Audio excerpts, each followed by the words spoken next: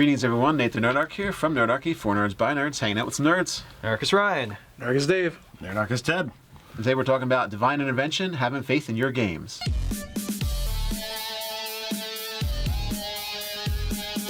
Hey guys, jump down to the description below where you can sign up for Nerdarchy, the newsletter. It's a great way to get gaming tips as well as learn how to game with Nerdarchy. So we had this interesting conversation that happened while we were on the fantasy cruise. Brian Stillman has like all these great stories from Brian Stillman of Eye of the Beholder. Yes, the Art of D&D documentary coming soon, and other documentaries as well, like Plastic Galaxies. Woo! But he had a lot of great stories from people in the industry and from his own gaming groups, and he was just like a kind of fun guy to hang out with. And he was telling the story about one of the characters was a cleric and would use the Augury spell, but the way the DM ran that spell was the best way I've ever seen it run or heard it run. It was really good because when that cleric would cast Augury, he would get through the view of the gods. So wheel and woe? Mm-hmm. So wheel is good, woe is bad, right? Clearly. But it's a war god. So what's good to a war god? Combat. And what's bad to a war god? You know? Uneventfulness. Or a basket full of kittens. Yeah, so everything he would get would be kind of flavored. And, the cleric would cast his augury and, the most amazing thing ever is going to happen today. And the rest of the party is like, oh, fuck, we're all going to die. Yeah, so it's gearing up because, this god wants carnage and bloodshed. So that's obviously wheel to the perspective. So using the point of view of the god, and we just thought that was a really cool and insightful thing of, augury from the point of view of the god should be where the wheel and woe comes from. Or I think really fun and entertaining sort of way to look at it. Right. And you could do that for a lot of different gods. Like if you had a god of greed, like if the characters were going to have to spend a lot of money that day, it'd be like, woe be to you, but fate worse than death is upon thee. Yeah. Never mind. It wouldn't even matter that they're going to get these amazing bargains or anything because this god's about greed and hoarding. Yeah. So and the thing of that too might be instead of using terms will and woe, as you said, it was like, profit, loss. Like it just looks at it in those two ways and perspectives. It should be a great day of loss. Yeah. So, what we're really talking about is how faith of your player characters in the game can actually affect the game itself overall. And faith itself becomes like this other party member. And how many times have we seen in our own games where a certain player is a cleric or priest of a deity, so the other players interact with that character differently based on what they decided their preconceived ideas for their character is of that religion. And we've had players at the table that are very much against religion. We've had characters at the table who want to actually play that aspect as well, where it's like, no, I don't believe in the gods, or I don't follow the gods. And both of those situations have dictated the way those characters are portrayed and how they're then going to interact with faithful members. Yeah, it was a little weird. Like, as a little aside, we have one player at our table who is now militant atheist. And it wasn't me, but other than myself. But no, so this person, essentially every single character they made was an atheist. And it's like, it's fantasy world. Gods actually come to the planes and crap. So yeah, they have avatars. They could punch you in the face. Yeah, exactly. They're a little... that's a little more tangible. Dude, you're not really role-playing if you just play yourself. Yeah, exactly. So there is a bit of that. But yeah, and that came up in one of our games where the character was tricked into doing something to honor a deity, and he was pissed. Yeah, not the character. The character was too, but the player. The player was. Oh man, I thought it was. He threatened to fight the person that did the thing. Essentially, no. This player was actually a Marine recruiter. And he's like, I will fucking kill you if you ever do anything again. Yeah. I was like, well, because I was DMing this particular campaign. That escalated. I was like, all right, I thought this would be a little bit of a challenge here, or how is this going to wind up happening? And I hadn't really thought about the repercussions of this particular idiosyncrasy of the area and how it would affect this player.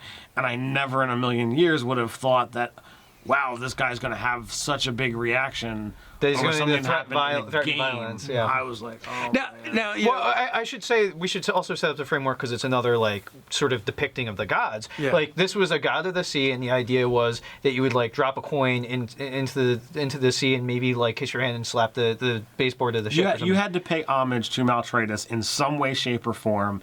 And the one sailor actually even named his vessel, "Please, Maltratus, don't sink us." Yeah. Well, and the idea is too, if you didn't do it, like the odds of you having unfavorable weather go up based on that, which again is the idea of taking a very Greco-Roman like mythos of the gods actively punishing people that dishonor them. right. Well, even without that, it's just it's an established tradition in this region that before you boarded the ship, you would drop the coin, say a little prayer, and everything would be well and good. And again, Or your odds were better. Yeah. Because it's a fickle ocean god. You know? Yeah, well, and even if whether it's real or not, just the idea that it builds character into your world, and it's based off of a religion and a faith, and or even if you want to call it a superstition at that point, it doesn't really matter.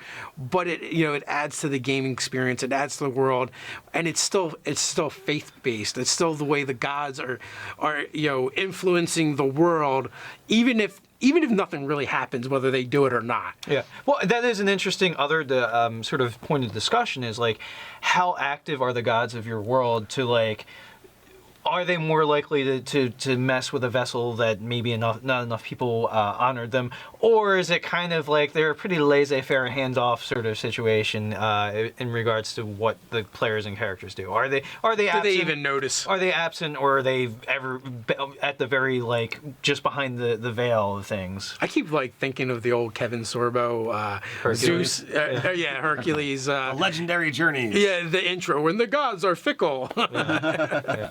But I've always found like in gameplay that there's always been a lot of really good interactions throughout the years between the cleric characters and the other characters in the party based off of their religion. It's generally something always comes up when you have a cleric in the party, especially if they're role playing the cleric and the faith, and also they might be going out into the world, not just adventuring, but trying to bring their religion and spread it throughout the areas where they go. And that's another thing. You had brought up one of the Underdark game I ran, and Andrew Knapp was in that game, and he was playing a deep known cleric with a thievery domain, I believe. Yeah. I can't remember the deity's name. It was like that sort of hairless mole, giant evil mole deity. I think it was like greed and hoarding was a part of its profile. Yeah, it's an albino mole. Mm-hmm. So he would shake the coin box at anybody, pretty much all the time, and absolutely when they wanted healing. Yes, if you needed healing, he had a donation box. That was not a suggestion if you wanted to get healed. It's part of the somatic component for my spells, I promise you. Yeah, so that was pretty awesome. Like I liked that sort of concept of it all. And so you can look at sort of like quirks of the deity to map onto your character. You can also think about like, well, how does the god feel about sort of when somebody tries to do divine intervention at higher levels, like, and that succeeds? How's the god feel about being bothered? Are they all too happy to help their servitor? Or like, yeah, you owe me a significant one by this, especially if it's like a deity of sort of like wheeling and dealing. Well, like now something of equal value, you're gonna have to perform a specific service for me. If you even look at the Icewind Dale trilogies, the character Wolfgar, he would sing battle hymns to Tempest before he entered the fight, and during the fight, he's singing the whole time. And that's an example of a character that's not actually a cleric or a priest, but has a faith, and he's portraying that throughout. Yeah, and paladins would be the same way. Another really interesting paladin character was the Mel Odom Threat from the Sea. I think it was a 5-book series, and the 3-book? I think three, sir. Three. Okay, it was a trilogy. I thought it was more. But one of the ways that he kind of like spread his religion and was kind of like bringing up another paladin was by training him to be a warrior and training him to fight. And I think the character might have been like a fallen character, and he was trying to get him to believe again. And like he had this whole methodology of making him believe. He kept saying hand and eye, right? And it was just really like about building his skills as a warrior. So once he was able to, he'd be able to believe in himself and his own skill, then it would elevate his ability to believe and bring him back to the fold of that god, which is really like, it's a kind of like a roundabout interesting way to introduce your faith to someone else.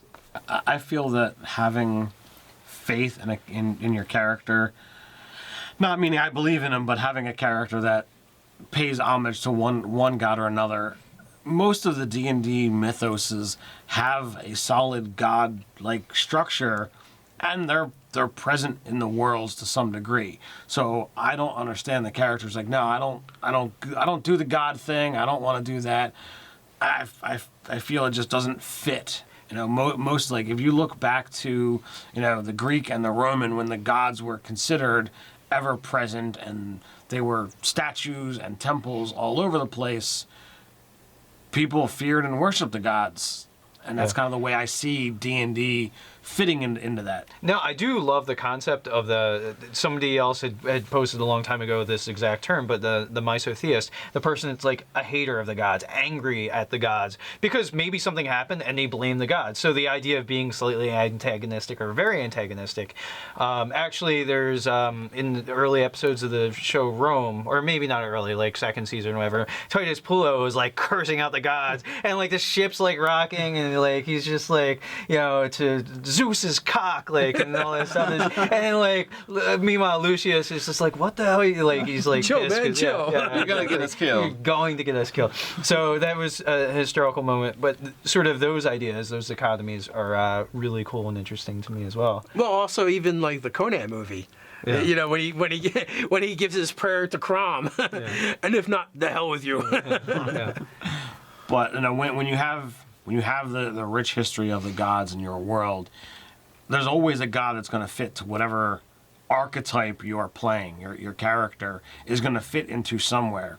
So it's a way to actually build a little bit more RP into your character, as well as give you some kind of quest or thing to do when you're not off adventuring or what have you. I think it just adds a lot more to the game. And you could even look at things like when you use inspiration, like it could be like divine inspiration that happens to occur. Like I was thinking, if you were to want to build out, because I had this concept for again a more Greco-Roman world, like because when you read like the Odyssey and the Iliad, like it's gods were actually among men during these fights and when things were happening.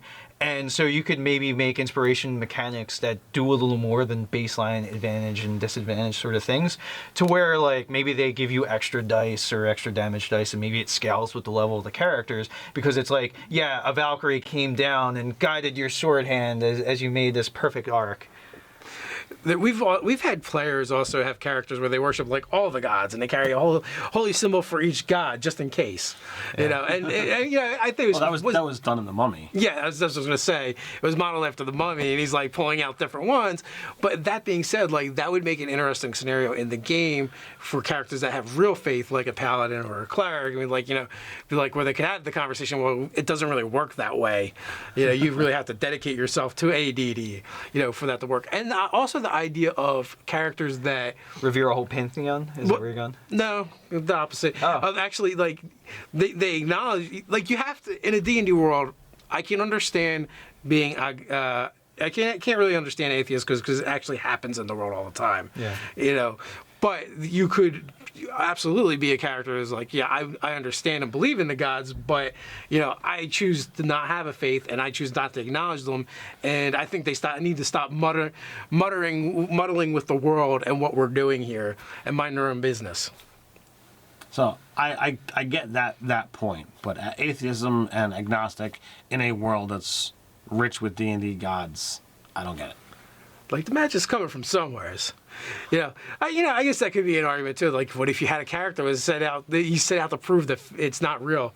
There are no really are there? Well, deities? I mean, essentially, that character in the context of the world would probably be insane. Like, it is kind of how it would be. Like, it would be the conspiracy theorist of that world. Or maybe he just thinks they're all like archmages Yeah. that have just labeled themselves after their Well, favorite it thing. And really- maybe he's right. He's right. Well, it depends too, like how much the gods really manifest themselves in the world. If they're all using conduits, well, it's just a dude with the power. You know, you got a cleric dropping flame strike and blade barriers, well, big deal. You know, Horus the mage can do the same thing. You know, so it's not that big a deal. So, what do you guys think? How do you handle faith in your games? Got any cool stories you want to share? There's a great spot for that. That's down in the comments. While you're down there, don't forget to like, share, and subscribe. You can put your donation in the box out of our Patreon. You can also find us over on Instagram. Or you want to follow funny memes, go to Facebook. So until next time, Stay nerdy.